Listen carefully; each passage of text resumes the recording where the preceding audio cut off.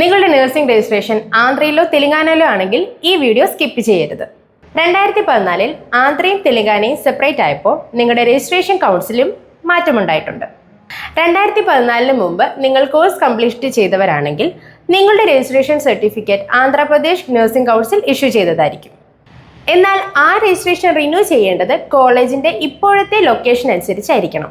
നിങ്ങൾ പഠിച്ച കോളേജ് ഇപ്പോൾ തെലങ്കാനയിലാണെങ്കിൽ നിങ്ങൾ റിന്യൂ ചെയ്യുമ്പോൾ ആന്ധ്രയിൽ നിന്നല്ല തെലങ്കാനയിൽ നിന്നായിരിക്കണം റിന്യൂ ചെയ്യേണ്ടത്.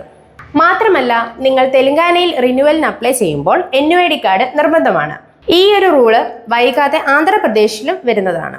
അതുകൊണ്ട് നിങ്ങളുടെ രജിസ്ട്രേഷൻ ആന്ധ്രയിലാണോ തെലങ്കാനയിലാണോ റിന്യൂവൽ ചെയ്യേണ്ടതെന്ന് കൺഫ്യൂഷൻ ഉണ്ടെങ്കിൽ ഞങ്ങളെ കോൺടാക്ട് ചെയ്യൂ. അതുപോലെ തന്നെ NUID കാർഡ് വളരെ ഈസിയായി അപ്ലൈ ചെയ്യാൻ ഞങ്ങൾ ഹെൽപ്പ് ചെയ്യാം.